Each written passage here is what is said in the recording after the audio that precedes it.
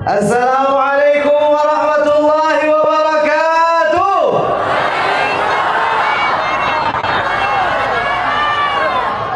Wahai Junda. Oh, Junda pun datang masjid. Alhamdulillah. Alhamdulillah hamdan katsiran kama amar. أشهد أن لا إله إلا الله وحده لا شريك له إرغاما لمن جحد به وكفر وأشهد أن سيدنا محمدا عبده ورسوله سيد الخلائق والبشر اللهم صل وسلم وبارك على سيدنا محمد وعلى آله وصحبه أجمعين أما بعد. Segala puji syukur kita hantarkan ke hadirat Allah Subhanahu wa taala yang telah memberikan dingin agar kita tidak kepanasan, yang kadang-kadang memberikan panas agar kita tidak kedinginan. Begitulah orang beriman itu selalu melihat apa sisi-sisi baik daripada kejadian-kejadian yang Allah kirimkan. Maka betul kata Nabi, ajaban li amril mu'min, betapa indahnya perkara orang yang beriman, apapun akan bernilai kebaikan. Kalau itu baik, dia bersyukur, maka dia dapat pahala. Kalau itu kurang mengenakan, lalu dia bersabar, ia pun mendapatkan ganjaran. Maka semoga apapun, ala kulli hal, di setiap keadaan, di setiap apapun yang kita dapatkan, kita mengucapkan puji syukur kepada Allah. Alhamdulillah.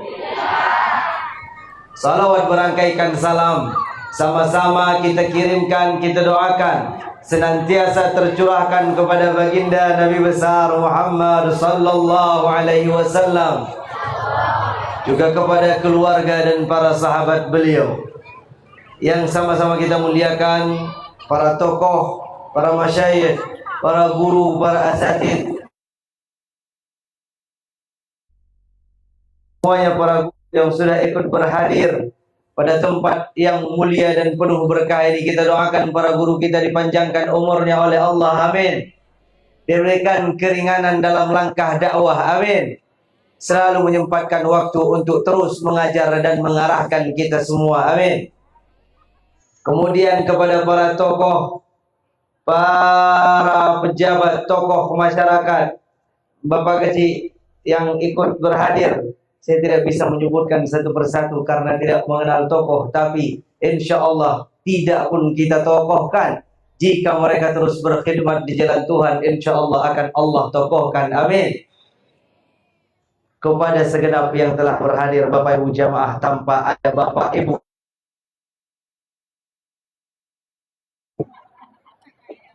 memang acara itu kalau tidak ada ibu-ibu tidak ramai.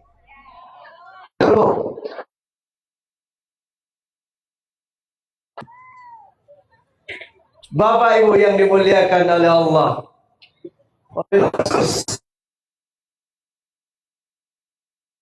khusus hampir kita lupa sebutkan kepada segenap teman-teman panitia yang sudah sudi kiranya menyempatkan waktu, menyisihkan tenaga berhari-hari untuk melaksanakan sebuah tugas mulia, sebuah perkumpulan yang insya Allah kita doakan diberkahi oleh Allah, yaitu acara Tabligh Akbar. Saya sudah berceramah, saya sudah keliling dari Aceh Selatan sampai ke Birun, terakhir di Aceh Utara. Ini semuanya Pak Aceh Utara. Nah, orang Aceh Utara. Hana kan? Oh nah, saya sudah berkeliling hanya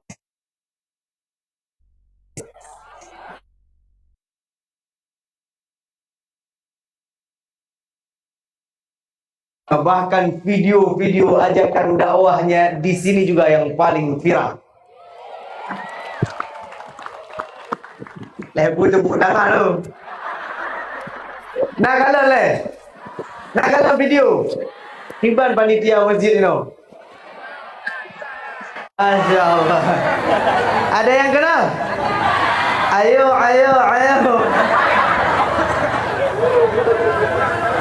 Mantap, luar biasa. Takkan tiga aja.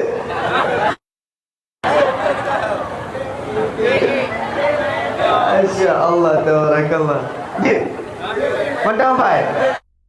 Kenapa itu?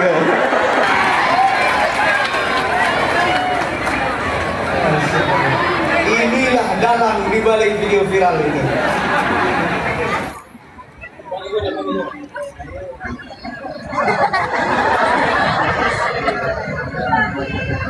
Oke, tes.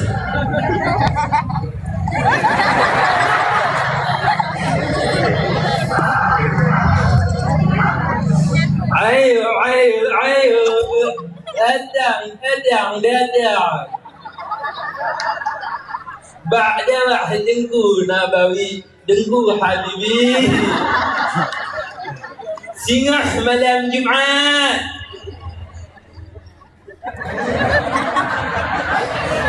Alimit boleh, ulung juhab boleh, umum boleh. Masya Allah, luar biasa.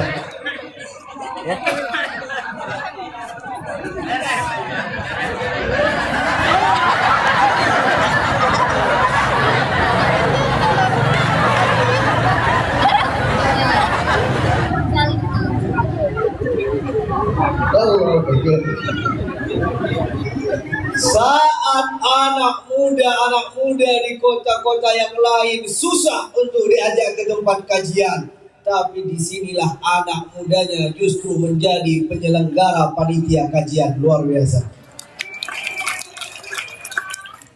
Nyan lada kenyan bawa orang mungkin aja orang. Tapi hana mendale. Kalau ada orang tua yang berbuat baik itu bagus. Tapi kalau ada anak muda yang tertarik untuk berbuat baik, ini jauh lebih bagus. Kalau kata kita orang Melayu, di antara pesan tokoh muda di sana, juk nanggro ba anak muda, nasihat ba orang tua. Jadi orang tua doa-doa, bah anak muda yang gogodonya. Biarkan anak muda bekerja. Maka tugas kita orang-orang tua itu mendukung dan mendoakan. Jangan dihalau.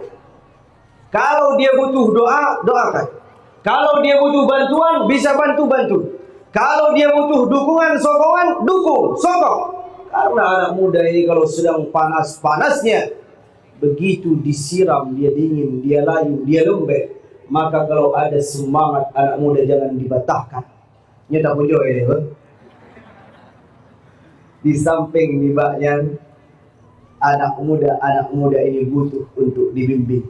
Karena betapa banyak hari ini orang-orang yang hilang arah, tak tahu tujuan, dia tak tahu dia sedang di mana, juga tak tahu hendak kemana. Dia lupa dia sedang berada di mana. Dia tahu dia di Cunda, dia tahu dia di Lok Semawe, dia tahu dia di Aceh Utara, tapi dia tidak mengerti di mana sebenarnya dia sedang berada. Apa itu dunia? Dia tidak mengerti bagaimana menata dan bermuamalah dengan dunia. Selama apapun menurut kita itu dunia, sejatinya tempat kembali hanya dua. Kalau bukan surga, maka neraka. Surga sudah Allah terangkan jalannya. Amalan-amalan kebaikan, salat 5 waktu, puasa Ramadan, zakat, seluruh kewajiban-kewajiban dan kesunahan untuk datang menjemput rahmat Allah hingga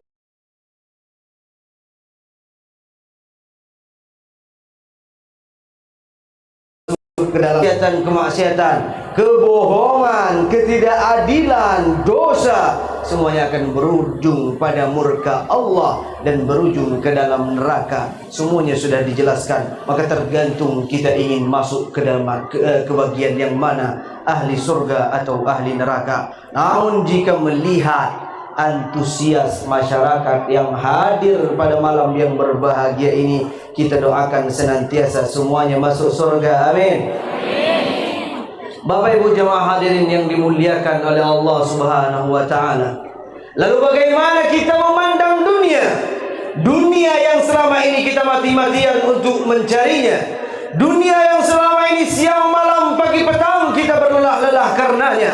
Dunia yang kadang kita saling sikut berantem dengan saudara. hilang pertemanan, bahkan kadang melupakan Tuhan untuk mengejar dunia. Lalu bagaimana dunia di mata Allah? Lalu bagaimana dunia versi Rasulullah? Apa Nabi katakan? Lau kanat dunya ta'dilu 'inda Allah janaha ba'udah ma saqa kafiran syurbatan minha ma', atau kama qala. Seandainya kata Nabi, seandainya kata Nabi, dunia ini setara dengan sebelah sayap nyamuk di sisi Allah, maka sungguh orang kafir, orang tidak beriman tidak akan mendapatkan seteguk minuman pun. Begitulah dunia. Dia bahkan tidak setara dengan sebelah sayap nyamuk.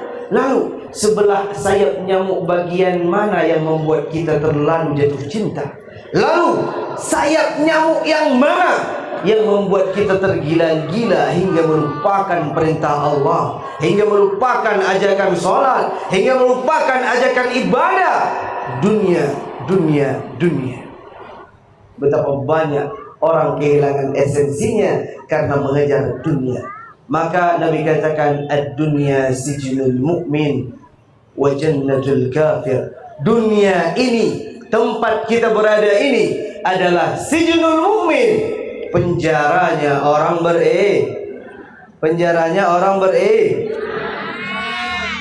lemah tak ke? Nuturi penjara? Jak kenan tegega lewat inana penjara. Pak penjara lah. Inan. Dia katalah tunjuk kan trip mana jak lu ngoi. Tapi kan di antara tempat yang paling minder saya bicara, salah satunya adalah Masjid Al-Mabrur. Karena waino jak semain Jumat menteri. Jadi kita pas di Ulumuddin dulu itu sering sholat Jumatnya di sini. Kadang di Cunda, kadang di Islamic Center, kadang di Baitur Rahman, macam-macam. Kita sholat di mana-mana di area Loksmoy. Maka saya takut kiranya yang hadir ini teman-teman SMA saya, orang-orang yang tahu aib kita. Masya Allah, tabarakallah, Allah yassarul ayub. Baik, hokat roh. Ad-dunya sijnul mu'min. Dunia itu penjaranya orang beriman. Maka kalau sakit-sakitan sejenak dunia, silahkan bersabar. Karena seindah apapun dunia, sejatinya dia hanyalah penjara bagi kita orang beriman. Datang seorang orang kafir kepada Al-Habib Abu Bakar bin Abdullah Al-Aidrus Al-Adni. Ditanyakan oleh ini orang kafir, dia miskin. Orang kafir yang datang ini miskin. Dia protes, wahai Abu Bakar, Nabimu mengatakan dunia adalah penjara bagi kalian orang beriman dan surga bagiku orang kafir. Tapi lihatlah, sekarang kamu yang jadi orang kaya, seakan-akan penjara bagiku karena aku miskin dan surga bagimu karena kamu kaya. Apa kata Al-Habib Abu Bakar bin Abdullah Al-Aidrus Al-Adni? Kata beliau, bagimu wahai orang kafir, bagimu kemiskinan yang ada di dunia ini bagaikan surga dibandingkan azab dan kepedihan yang Allah siapkan nanti di neraka. Sedangkan bagiku, kenikmatan apapun yang ada di dunia, bahkan jika aku memiliki dunia dan seisinya, bagiku ini hanyalah penjara jika dibandingkan dengan kenikmatan-kenikmatan yang Allah janjikan di dalam surga. Bu, ramai yang gadi-gadi waktu dah ibu mana tu? Dek, ini karena di luar semuanya nggak apa-apa ya. Bu, padu berapa yang paling kecil didapatkan oleh orang di surga nanti? Adnal ahlil jannah manzilah, kata Nabi, serendah-rendah apa yang didapatkan oleh penduduk surga adalah 10 kali lipatnya dunia. Maka kalau ingin mendapatkan paling kurang 10 kali lipatnya dunia, baik trip di dunia. Jangan terlalu sibuk dengan dunia. Dunia itu bahasa Arab, bahasa kita artinya rendah. Dunia, dana, yadnu. Dunia, dulur, dekat, rendah, hina. Dunia ini penuh dengan kehinaan. Maka sejatinya kemenangan, maka sejatinya kesejahteraan, maka sejatinya kebahagiaan yang sedang kita kejar-kejar di dunia adalah kebahagiaan Ad-dunya mazra'atul akhirah. Dunia ini sebagai sawah ladang untuk memanen, untuk menanam yang kelak akan kita panen di hari akhirat. Lalu bagaimana Allah memandang dunia? Lalu bagaimana Allah mengajarkan kita dunia itu seperti apa? Quran surah Al-Hadid Allah katakan, wa'lamu annama al-hayatud dunya la'ibun wa lahwun wa zinatun wa tafakhurun bainakum wa takathurun fil amwali wal aulad. Dunia itu isinya 5 saja. Silahkan cari sebanyak mungkin. Silahkan serius, seserius-seriusnya. Silahkan mati-matian mengejar sesuatu yang tak bisa kau bawa mati ini. Sesungguhnya di mata Allah, dunia ini tidak lebih dari 5 perkara saja. Dunia ini tidak keluar dari 5 poin ini. Apa itu dunia? Annamal hayatud dunya la'ibun, adalah bermain. Dunia adalah bermain. Dunia adalah permainan. Siapa yang paling mengerti permainan? Anak kecil. Maka mereka lah yang benar-benar mengerti dunia. Kalau ingin belajar memandang dunia, maka belajarlah dari mereka. Mereka tidak bawa ke pantai, ke ujung belakang. Dia bermain pasir, membangun istana, membangun rumah. Begitu ombak datang atau begitu waktu pulang, adakah dia merasa beban? Adakah dia merasa sedih? Adakah dia merasa kehilangan? Tidak, karena dia tahu pantai bukan rumah. Karena dia tahu di situ bukan dia tempat tinggal. Karena dia tahu dia sejatinya akan pulang. Begitulah kita di dunia. Silahkan bangun bangunan sebesar-besarnya. Silahkan bangun bangunan semewah-mewahnya. Begitu Allah katakan pulang-pulang. Begitu Allah katakan meninggal-meninggal, kun fayakun. Apa yang ingin kita bantah? Apa yang ingin kita tolak? Kalau Allah sudah katakan cukup, kalau Allah sudah katakan henti, kalau Allah sudah katakan jangan, maka begitulah sejatinya dunia. Apapun yang kita bangun, semuanya bersifat sebentar. Apa yang kekal? Ma indakum yanfad wa ma indallahi baqin. Apapun yang kau kekalkan di sisimu, semua akan berakhir. Apapun yang kau simpan bersamamu, semua akan usai. Apapun yang kau titipkan harta untukmu, semuanya akan tidak ada, akan hilang. Lalu apa yang kekal? Amal. Wa ma indallahi baqin. Apapun yang kita titipkan di rumah Allah, apapun yang kita titipkan untuk bersedekah, apapun yang kita titipkan untuk berbagi, apapun yang kita berikan kepada tetangga, itulah yang sejatinya kita miliki. Itulah yang sejatinya kita punya. Jika nanti dapat kita ambil kebermanfaatannya di akhirat. Apakah makanan yang kita makan itu punya kita? Tidak. Makanan yang kita makan, kalau dia tidak keluar maka memudaratkan. Apa yang kita punya? Pakaian? Tidak. Kalau pakaian itu tidak pernah kita bawa untuk sholat, kalau pakaian itu tidak pernah kita bawa untuk ibadah, justru kita bawa untuk maksiat, maka hati-hati. Pakaian itu yang kemudian menjadi saksi bahwa kita pernah melakukan kesalahan kepada Allah. Maka setiap pakaian, apapun yang kita miliki, usahakan libatkan dia untuk ibadah. Kalaupun tidak bisa dipakai untuk sholat, pakailah untuk berbuat baik. Karena semua yang kita pakai, seragam kita, pakaian kita akan naik jadi saksi di hadapan Allah, mengatakan apa yang kita lakukan saat dia dikenakan, apa yang kita lakukan saat ia kita pakai, apa yang kita lakukan saat ia disandangkan. Maka ketika kita lakukan kebaikan dengan satu pakaian, pakaian itu sudah cukup jadi saksi bahwa kita pernah berbuat baik di muka bumi.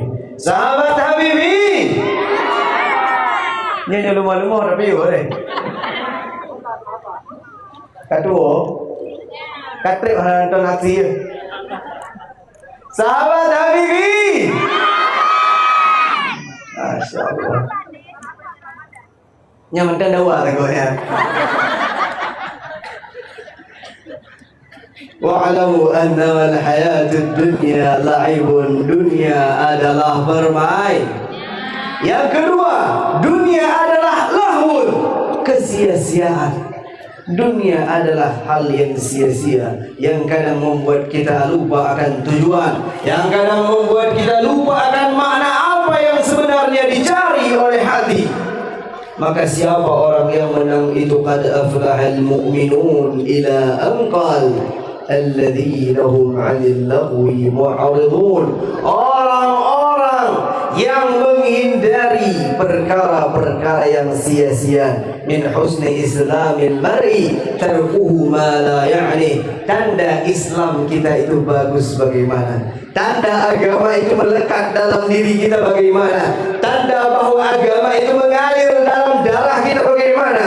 Ketika kita tidak menghabiskan waktu pada sesuatu yang sia-sia.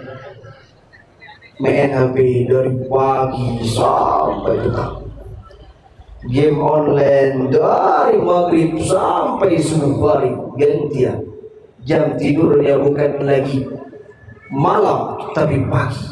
Apa yang sedang dicari? Apa yang sedang dikejar? Apa yang sedang ingin kita dapatkan? Apa yang sedang ingin kita temukan? Ketenangan tidak ada pada tempat-tempat yang seperti itu. Ketenangan tidak pernah didapatkan kecuali pada hati yang meninggalkan perkara yang sia-sia. Adalah hati yang mengejar ridhanya Allah, adalah hati yang mengejar apa yang terkandung di dalam ibadah, bukan hanya gerakan tapi juga makna. Kenapa banyak orang yang tidak istiqomah dalam kebaikan? Karena dia mendapatkan sesuatu dalam kemaksiatan yang tidak didapatkan dalam ketaatan. Apa itu? Nikmat, lezat. Banyak orang yang dia merasa enak dalam maksiat tapi tidak merasa enak dalam taat. Tapi kenapa para ulama kita istiqomah?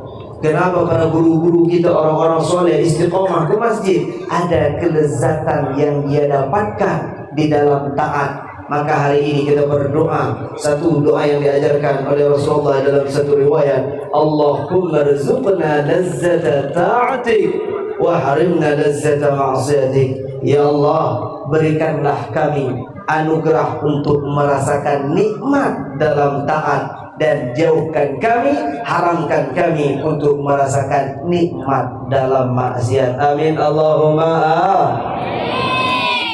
Dunia itu isinya la'bun, permainan. Yang kedua lahun, sia-sia. Maka beruntung orang-orang yang mengenal bagaimana singkatnya kehidupan dunia sehingga dia tidak terjebak pada perkara yang sia-sia. Al-Qayyis kata Nabi, man dana nafsahu wa amila lima ba'da al-maut. Orang-orang yang mampu menundukkan hawa nafsunya, wa amila lima ba'da al-maut, dan dia melakukan kebaikan untuk setelah kematian. Masya Allah. Ini orang lewat, orang dengar dakwah. Dia Masya Allah, tabarakallah, luar biasa. Jadi punya dakwah sampai jalan mangan, orang-orang dengar mangan, yang apa? Ibadah juga kan? Masya Allah, aman. Aman lah? Lu ni aman. Anak mangan, lu ni. Masya Allah. Yang kedua isinya adalah sia-sia. Dunia ini permainan, dunia ini kesia-siaan. Wazinatun. Yang ketiga, dunia ini isinya adalah perhiasan. Perhiasan itu pakaian yang menghias luar kita, dia tidak menghias dalam kita. Maka Allah katakan, inna ja'alna ma'alal ardi zinatan laha. Kami menciptakan sesuatu yang di atas bumi dalam Quran surah Al-Kahfi Allah katakan sebagai perhiasan. Dunia ini diberikan tumbuh-tumbuhan, dunia ini diberikan bangunan-bangunan, bulan bintang, semua sebagai perhiasan untuk apa? Untuk menguji umat manusia, ayyuhum ahsanu amala, kata Allah. Setelah dia mendapatkan ujian-ujian, mana mereka yang bertahan di masjid jika sudah merasakan kenikmatan dunia? Mana mereka yang bertahan dalam ibadah jika sudah merasakan nikmatnya hidup mewah? Maka itulah ujian yang sebenarnya. Kita rasa, kita mengira bahwa ujian adalah kesusahan-kesusahan, ujian adalah kemiskinan, ujian adalah kesempitan. Namun sejatinya kalla, kata Allah, tidak semuanya diuji. Orang kaya diuji dengan kayanya, orang susah diuji dengan susahnya. Maka sebaik-baik orang adalah yang mampu bertahan ketika diterpa badai ujian dan badai pujian. Dunia ini isinya hanyalah zina, perhiasan. Namun pada akhirnya wa inna laja'iluna ila anqal sa'idan jurzan. Di atas dunia akan dihapuskan semuanya, keindahan-keindahan, kemewahan-kemewahan, kemegahan-kemegahan akan disapu rata oleh Allah. Jika ingin melihat bagaimana kejadiannya, kita sudah diberikan tsunami oleh Allah sebagai pelajaran. Jika ingin melihat bagaimana kejadiannya, kita sudah diberikan banjir sebagai pelajaran untuk melihat bahwa kalau Allah sudah katakan hilang, hilang. Bahwa kalau Allah sudah katakan pergi, pergi. Bahwa kalau Allah sudah katakan cukup, cukup. Apapun, bagaimanapun kita menjaganya, maka sejatinya cara menjaga harta adalah dengan berbagi harta. Ada orang-orang kaya yang ketika orang melihatnya imlake berkaya loh gitu. Pakai the right man on the right place, kalau kata orang Inggris. Orang pah penduduk. Jadi orang kaya pada kalau tengok senang hati, tak pah menyoji kaya berkaya loh, karena dia mau berbagi.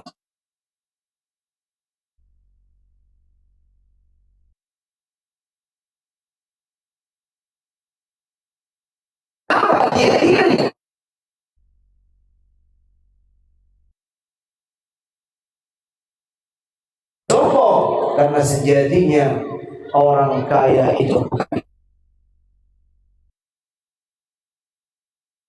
ketika rasa peduli itu dipupuk, ketika perhatian itu ada, maka kekayaan itu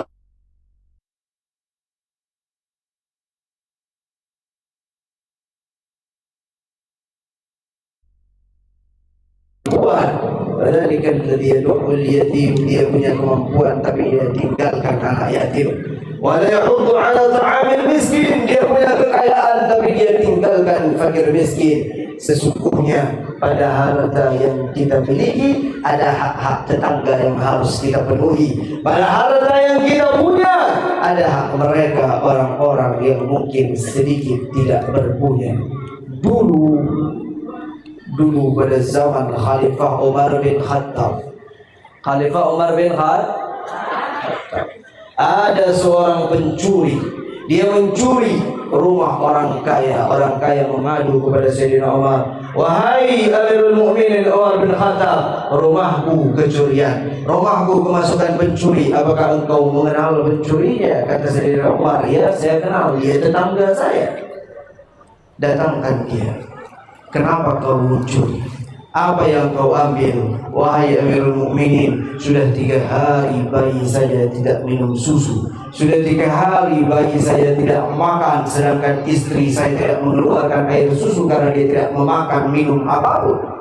Maka saya mengambil sedikit harta dari tetangga saya. Apa kata Sayyidina Umar? Biasanya orang-orang kalau mencuri dipotong tangannya, tapi kalau setelah ini tetanggamu ini kembali mencuri, kamu yang akan saya potong tangannya. Laisal mu'min, bukanlah orang mukmin alladzi yashba' wajahu ja'i'un ila jambi, orang-orang kaya yang kenyang tetapi tetangganya merasakan pedihnya kelaparan. Maka kita doakan di masa-masa yang penuh ketidakpastian ini, di tengah-tengah musibah, semoga semakin banyak orang-orang yang peduli terhadap sekitar, terhadap sesama. Amin. Lemah dah amin ke? Ya Allah, kata itu.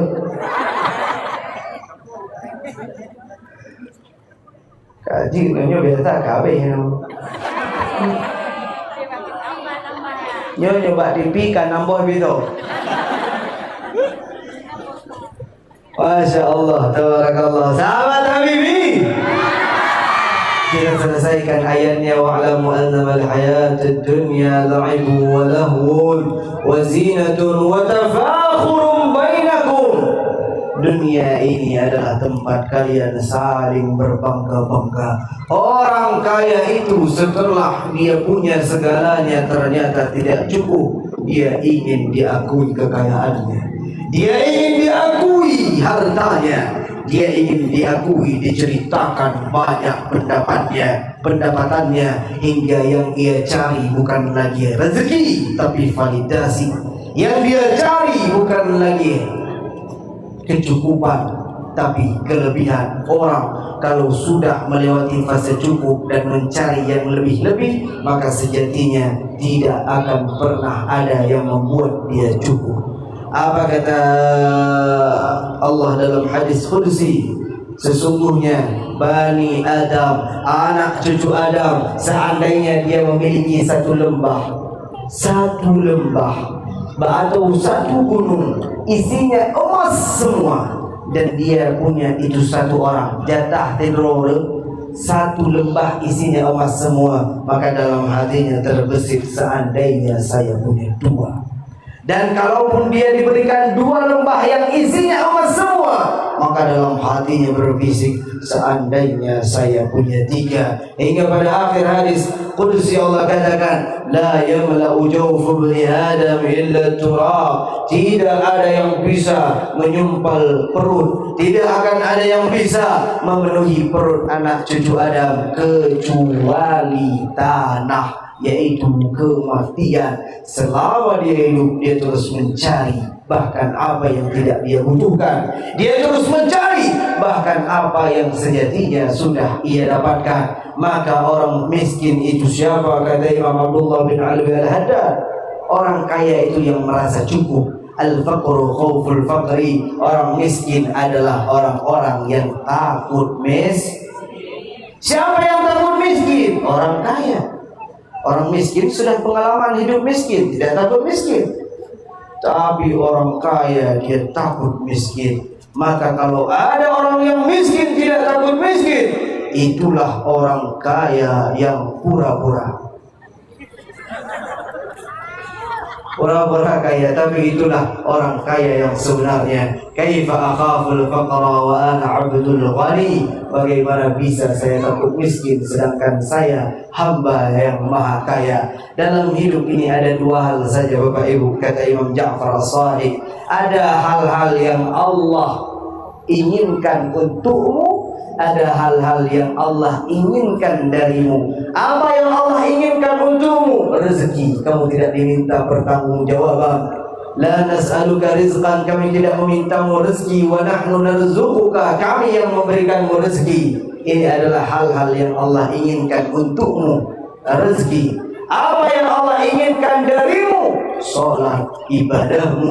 Maka jangan sampai, kata Imam Ja'far As-Shadiq, jangan sampai perkara-perkara yang Allah inginkan untukmu, yang Allah jamin bagimu, membuatmu melupakan apa-apa yang Allah inginkan darimu, apa-apa yang Allah perintahkan kepadamu. Kemudian yang terakhir, wa tafakhurun bainakum wa takathurun fil amwali wal aulad.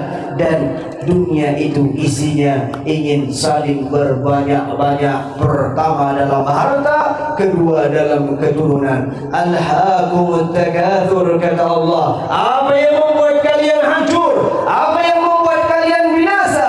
Alhaakumut takatsur.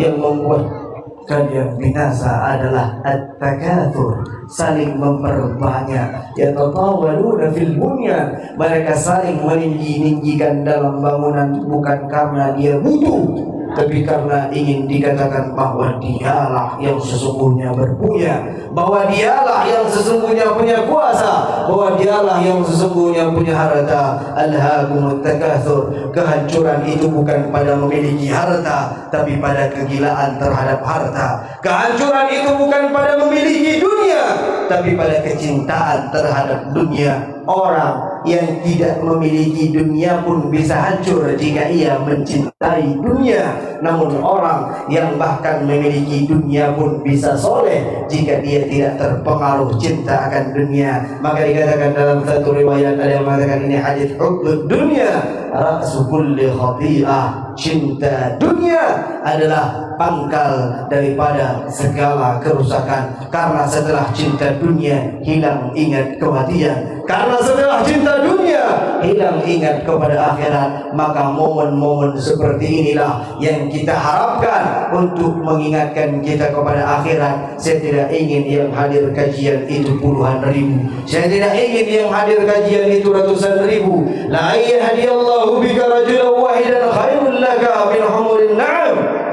Satu orang saja yang pulang dari sini dia taat beribadah, yang pulang dari sini dia konsisten sholat subuh, yang pulang dari sini dia bertekad dunia ini singkat, maka yang dikejar adalah akhirat. Itu sudah cukup kata Nabi, dan lebih baik daripada